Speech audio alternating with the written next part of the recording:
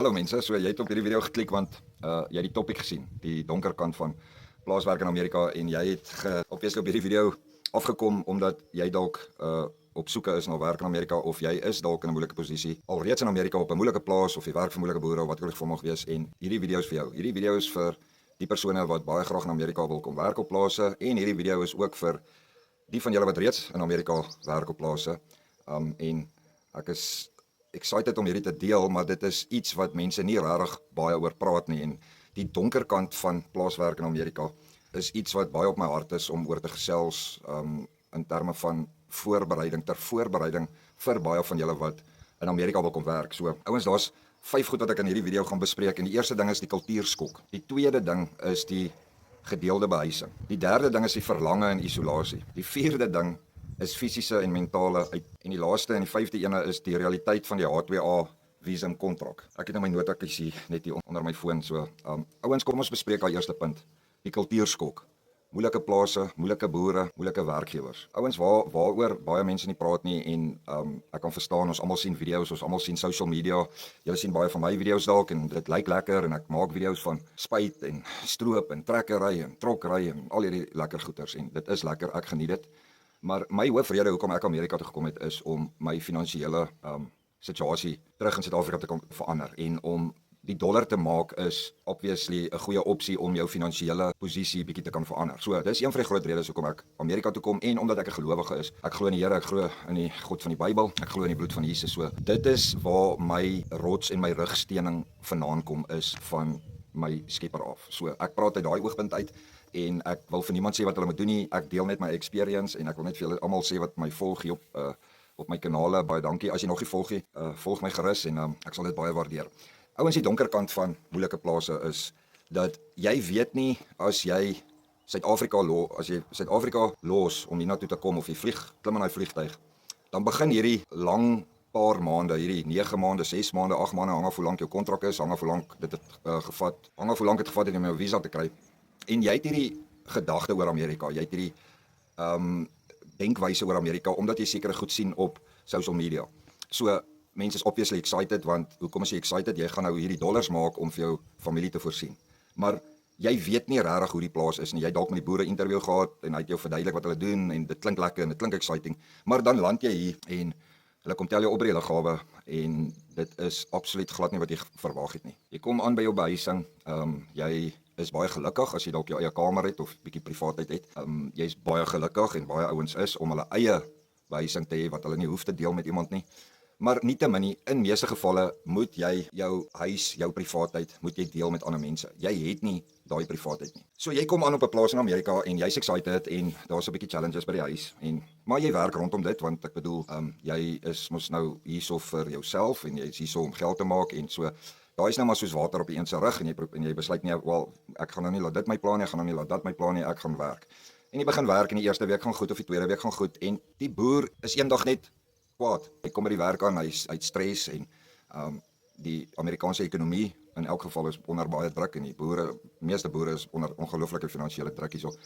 En in jou kontrak was daar dalk gesê jy gaan soveel ure werk, 50 ure en jou eerste of 2 weke is lekker en jy het jou paycheckie gekry, jou eerste paycheckie en jy stuur geld huis toe en ouens, by the way, as jy wil geld huis toe stuur, ek gebruik al vir die laaste 5 jaar Remitly. Ek sal die link hierso in die beskrywing sit, Remitly, awesome app. Ek stuur geld huis toe binne 10 minute is dit op my bankrekening of vir my vrou se bankrekening. So check dit uit. Remitly is regtig baie lae fees. Hulle het 'n fixed fee. Ek dink dit is $1.99 vir enige bedrag wat jy stuur. So, maar anyway, dit is maar wat ek gebruik die laaste 5 jaar. So met ander woorde, jy het 'n verwagting oor hoe dit is in Amerika en dan kom jy hier, daar is dit nie so nie. En dis waar baie ouens nie regkom nie. Baie ouens kom Amerika toe, hulle het hierdie verwagting, dan is dit nie volgens hulle verwagting nie. Dan pak hulle tasse en hulle gaan terug huis toe en hulle wil nooit weer op 'n plaas in Amerika werk nie. Baie ouens maak hulle kontrakte klaar, baie ouens werk net die helfte van hulle kontrakte, nietemin nie, maak nou nie saak nie. Daar's baie gevalle waar ouens regtig nie ander keuses het nie, die ure is min, soos ek nou genoem het, is dat jy het hierdie verwagting en jy begin agterkom dat hierdie plaas is dalk nou nie vir jou nie, maar jy sit in 'n kontrak nou met die ou vir nog 6 maande of 9 maande of 8 maande en jy werk moeilik, jy bly moeilik.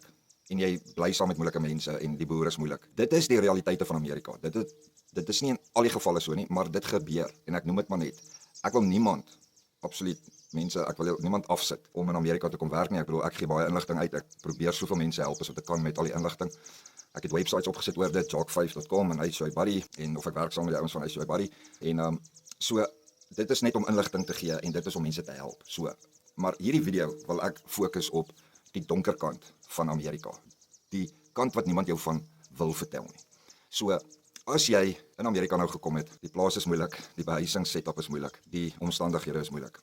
Wat doen jy? En dit is waar ek gewoonlik dan, in my geval, die eerste 2 jaar in Amerika was absoluut nie vir my baie lekker nie. Ek was by moeilike plekke, moeilike omstandighede.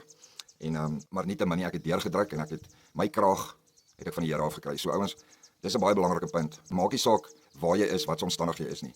God kan nog steeds 'n way maak. God is groot en almagtig, obviously, maar hy kan vir jou spesifiek as 'n persoon, as 'n individu, kan hy vir jou 'n way maak dat jy jou tyd daarso kan deurdruk en jou kontrak kan klaarmaak. So, dit is die ding. Die realiteite versus wat jy sien is baie anderste en ek moet daaroor praat, ek moet dit met julle deel en die kultuurskok, daai eerste punt wat ek genoem het, die kultuurstok wat jou so hard slaan. Daai culture shock is 'n groot ding vir baie mense om aan te pas. En hou dit maar net in gedagte. Jy weet, dit is iets wat baie mense mee sukkel. Is die manier hoe die boere met mense praat, die manier hoe die boer een dag so is en die ander dag so is. Die manier hoe die Amerikaners wat jy dalk mee saamwerk, hoe hulle jou hanteer. Okay. Soos ek sê, dis nie op elke plaas nie, maar jy kry die gevalle waar dit moeilik kan wees op 'n plaas en net 'n moeilike boer en die kommunikasie is anders. Ouens onthou, die Engels, ons Engels en hierdie manne se Engels is 'n bietjie anders. Engels is Engels, maar ons het 'n bietjie 'n ander tipe Engels. En so die kommunikasie aan die begin is gewoonlik bietjie ook 'n challenge. So maar mens leer om bietjie minder op 'n korter manier vir hulle goed te verduidelik in Engels. En so die kultuurskok van hoe die boer met jou werk is vir baie ouens ook 'n moeilike ding om oor te kom. So ek noem dit maar net vir julle. As jy in 'n huis bly, dis die tweede punt nou wat ek gou oor wil gesels is gedeelde behuising. Ouens, onthou nou, jy kom op 'n plaas en nou is daar 4, 5, 6, 7, 10, 2, 1, 3 Suid-Afrikaners wat 'n huis deel of behuising deel of jy met 'n kamer deel. Daar's baie keer nou 3 ouens in 1 badkamer byvoorbeeld. Klein kombuisie of 'n kombuis, maar nou een ou kom en hy gebruik die badkamer en hy maak hom nou nie skoon nie of hy los die vloer nat. Ander ou kom weer en hy skei die toilet vuil en hy maak nie skoon nie want hy is nie geleer om dit skoon te maak nie. So veral sekere mense sal nie dink dat hoorie, kom ek los dit soos ek dit gekry het dalk en dat kom ek los dit soos ek dit wil hê. So ouens, neem dit net 'n gedagte. Dit is baie moeilik vir ouderdomsverskilgroepe mense om oor die weg te kom. Jy bly in 'n huis saam met 'n klomp vreemde mense. Jy moet 'n huis deel met vreemde mense. Hulle is ook Suid-Afrikaners. In party gevalle is daar Meksikaners dalk. Jy weet, in party gevalle moet jy 'n kamer deel. Jy het nie privaatheid nie. Jy het nooit privaatheid nie. Ek bedoel, jy kan nie na 'n lang dag nou jy 15, 16 ure gewerk, jy's moeg, kom by die huis. Nou is die skottelgoed vuil, niemand wil skottelgoed was nie. Jy was maar die skottelgoed gehou en jy gaan badkamer toe en daar's briekmerke oral en jy is net op 'n negatiewe plek want dit is glad nie wat jy verwag het nie. So onthou nou mense, en onthou los altyd iets soos jy dit graag wil hê. Los dit so vir die ander persoon om te gebruik en om nie uit te freak en sulke tipe goeders nie. Ja, en wees maar 'n bietjie geduldig. Ek bedoel ons ouer ouens wat saam met jong ouens in huis bly, ons moet die voorbeeld wees. En maar die ouers, as jy 'n ouer is en jy kyk hierso, ek het al wrede video's gesien wat ouens vir my stuur van wat hulle kinders doen. Jong ouetjies in hulle 20's wat groot ouens probeer in die rug steek by die boere, wat goed doen aan hulle privaat items by die huis, wat geen respek het nie. En jy weet, jy kan nie so werk nie. Ergens gaan 'n vuis geswaai word of ergens gaan daar iets gebeur en dit is wat 'n mens moet ook aan dink ouens. Veral as jy 'n onderhoud met 'n boer het en dis baie belangrik as jy dalk 'n onderhoud met 'n boer het, vra hom, wat is die behuising setup? Moet ek 'n kamer deel? Het ek my eie kamer? Want ek bedoel as jy ten minste net jou eie kamer het, jy kan dit deur toemaak, jy kan dit deursluit, jy kan bietjie daai privaatheid daarin ten minste hê. So dit is 'n belangrike ding om vir die boer te vra, is gewoonlik nou maar net daai ook. Ek bedoel as jy hoor daar's 13, 14, 15 Suid-Afrikaners op daai plaas wat jy moet by gaan werk en wat is die behuisingssituasie en weet julle wat ouens, ja, ons is desperaat, ons soek die werk, ons gryp wat ons kry. En ek bedoel ek moedig altyd ouens aan as jy 'n kontrak kry, vat dit, want jy weet nie of jy nog een gaan kry nie. Kom net in. Jy weet, kom net in Amerika, maar wees voorberei as jy Amerika toe kom en hierdie omstandighede begin jou oorval, dan het jy ten minste geweet van dit. Ouens, so dis die tweede punt is gedeelde en dan privaatheid. Dit is 9 maande of 8 maande wat jy nie privaatheid het nie. Okay, so dis maar net iets om in gedagte hou. Die derde punt is daai verlange en isolasie. En weet julle wat ouens, ek net so slukkie van my koffie vat. Weet julle wat ouens, dit het my ongelooflik baie gevang, verlange, isolasie. Okay, so al werk jy onder mense, al werk jy tussen mense. Jy is nie chommy pelle met die boer nie. Hy hou sy distance. Party boere sal die ouens bietjie nooi vir 'n braai of bietjie saam gaan uit eet as ek goed wat kry is, maar jy gaan nooit Ellie vriende wees nie. En weer eens, ek sê weer eens, jy kan 'n goeie boer kry en of jy kan 'n moeilike boer kry. Ek wil nie die woord sê slegte boer nie, want ek bedoel, ek dink enige mense sleg nie, is maar net die omstandighede wat hulle so gemaak het, maar jy kan lucky wees en 'n goeie boer kry en vir 5 jaar daar werk, so, maar daar's nog steeds baie realiteite wat saam met dit gaan. Maar al is jy om hierdie ander kultuur, voel jy baie keer geïsoleerd en jy voel baie keer alleen en dit is 'n ongelooflike moeilike brug om oor te klim. En dit is iets wat jy moet in gedagte hou. En wat ek doen en wat ek gedoen het is ek het elke dag soveel as wat ek kan, het ek my vrou ge-FaceTime, ek het haar WhatsApp video call gedoen en laat ek haar net kan sien, laat ek net haar stem kan hoor, laat sy my kan sien, my stem kan hoor en ek kan met haar goedjies deel. En ouens, weet julle wat, vir al die mans en ek weet dit is baie keer ook nie lekker vir 'n vrou wat in Suid-Afrika sit om te hoor in die omstandighede wat jy moet werk en bly en al daai tipe goeters en dit maak hulle ook baie keer 'n bietjie negatief. So wees 'n man up, deel met jou vrou wat jy wil en die omstandighede en goeters, maar eindig altyd met 'n positiewe gedeelte. Met ander woorde, as jy vir jou vrou sê, ja, yes, dis moeilik. Ja, die boer het my gister gevloek. Ek het die ploeg gestamp wat in die boom en toe die boer het my amper gefire. En jy weet, nou daai onsekerheid vir 'n vrou is baie sleg, maar ek gebruik altyd en ek bedoel ek gebruik dit nie as 'n verleidingsmiddel of wat ook al nie. Ek gebruik altyd my fondasie in die Here, my gegronde fondasie anker in die Here. En ek sal altyd my vrou dan as ek goed met haar gedeel het, altyd wel gesê, weet jy wat, ek weet die Here sal voorsien. God sal 'n way maak, God sal sorg. So God sal 'n way maak uit hierdie omstandighede uit, of hy sal met die krag of die wilskrag en die moed en die temperament gee om deur hierdie situasie te druk. So ek noem dit maar net ouens, julle kan obviously veel vrouens sê wat julle wil, maar dis net vir my, dit was net altyd vir my belangrik om my vrou nie negatief te probeer maak as gevolg van my omstandighede nie. Deel ek my hart gedeel, maar ek het nog steeds, as ons klaar is met die gesprek en gesê, ag wel, ek worry nie, ek kry my geld, ek glo die Here gaan 'n way maak en die Here gaan 'n pad oopmaak. So ouens, so die realiteit van isolasie is baie reël, alleenheid baie reël. Mens, jy weet, dis wat ek ook geleer het is, gaan plekke, soos hier, ek is hier by Dimmock Lake, ek het julle gewys, dis my go-to place. Dis beautiful, chickie. It was beautiful, hier's 'n lekker dak. Ek het hierdie plek ontdek so 2 jaar terug, maar anyway, ek bedoel hier's so baie lakes in South Dakota. Hulle noem ons dit, ek dink die Dakotas, die North en South Dakotas is die lake capitals van Amerika, amper hier so baie lakes en goeters, maar dis my go-to place en vind jou go-to place en waar jy jou hart kan gaan skoonmaak voor die Here. Ouens, dis baie belangrik. Ek maak my hart skoon voor die Here elke dag.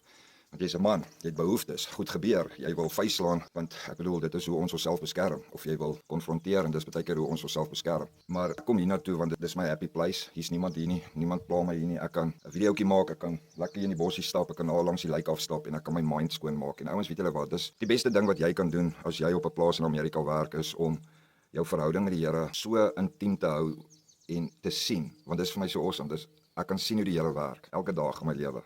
En met ander mense, want onthou, al is jy hier vir jouself, al is jy in Amerika vir jouself en jy is baie keer geïsoleer en jy voel alleen. Onthou, daar's dalk die ander Suid-Afrikaner wat in die huis mee bly, voel ook so. En die ander ouetjie voel ook so. Almal voel so. Party deel dit net nie en ander deel met dit anderste, maar jy kan dalk 'n inspirasie wees vir die ou wat jy in die kamer moet deel, of al is dit dalk 'n ander Amerikaner wat op die plaas werk, maak nou nie saak wat die geval is nie, maar ek is altyd oop.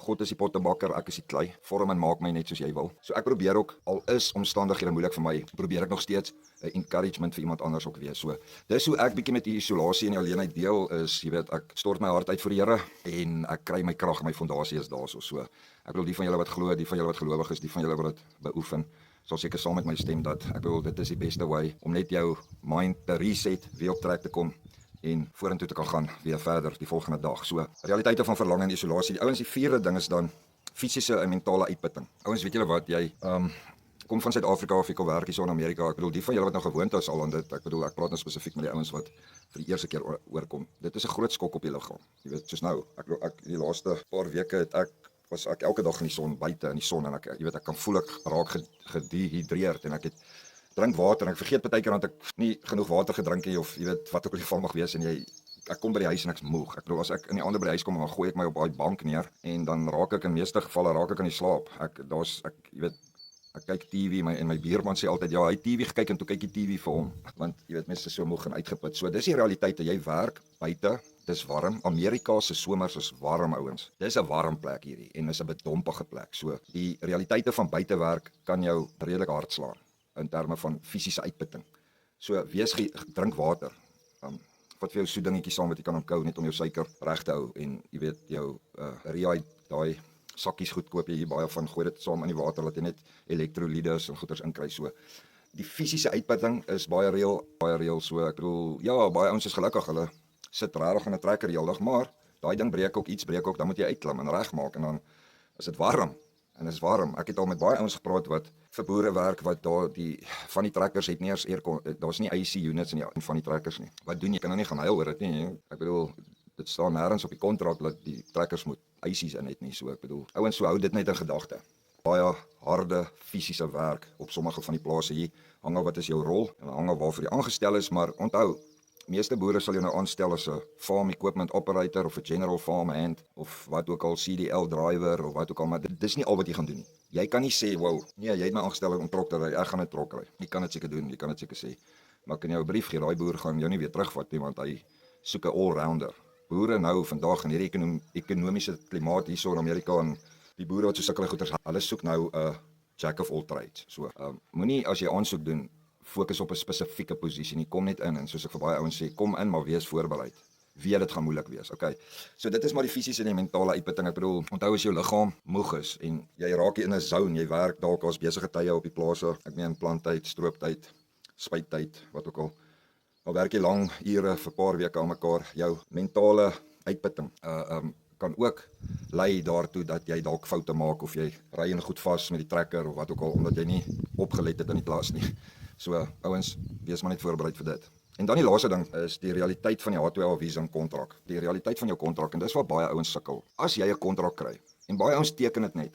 En dis reg, want jy's desperaat, jy moet dit teken. Moenie net dadelik soos in 5 minute die kontrak aanvaar nie. Lees deur die fynere detail. Wat se ure word vir jou aangebied? Wat is die rate? Want baie ouens bel my. Baie ouens sê vir my, "Jock, ek kry 30 ure 'n week." En ek bedoel, come on, ons kan nie vir daai realisties, ek bedoel, dis te min, jy kan nie $700 'n week maak nie. Enigiets bo $1000 dis acceptable. Maar nou kom hulle, nou is die ure min, boere is moeilik, maar hulle weet nie regtig wat in hulle kontrak gestaan het nie. Ouens, jy gaan na daai boer toe, jy stap na daai boer toe met jou kontrak, jy het 'n afskrif wat jy by jou dra sê, "Sir, I just want 5 minutes of your time." As die boer nie vir jou 5 minute het nie, dan bel jy agent en sê, "Kyk, hier's moeilikheid. Hierdie boer gee vir ons soveel ure, ek kan nie daarmee lewe nie. My kontrak sê hy het ons gegarandeer 50 ure 'n week, 60, whatever, 5, hulle sal niemand so baie hoog anyway garandeer nie, maar is gewoonlik so 40 of 45 ure 'n week.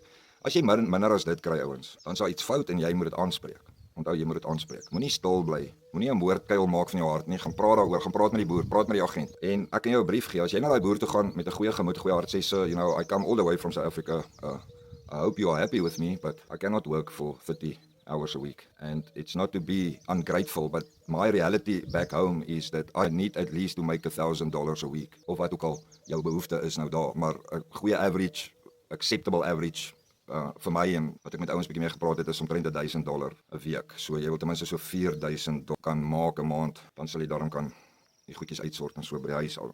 Alles hang net af van jou eie behoeftes. So ouens, en dan baie ouens breek kontrakte so obviously oor omstandighede. Dit is, ek sê altyd, jy die ouetjie wat daar werk se storie, jy die boer se storie en dan jy die regte storie. Mens weet nooit wat is die regte storie nie, want jy hoor partykeer by die boer en daar's baie Amerikaanse boere wat my bel, wat ek nou deur die jare mee kontak opgebou het en wat vir my sê hulle sukkel hier met 'n ou of jy weet, wat moet hulle doen? En eerste ding wat ek altyd vir daai boer vra is, waarmee sukkel julle? Hoeveel ure gee jy vir daai ou? Hoe lyk die behuising? Hoe lyk daai ou se kamer?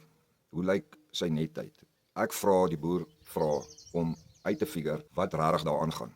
En as ek dalk met die ouetjie praat of die persoon wat daar werk wat die boer nou 'n probleem het en hy kan beamoen wat alreeds gesê is, dan kan ek mos weet, okay, hier's 'n manier hoe ons hierdie ding kan dalk bietjie kan uitsort.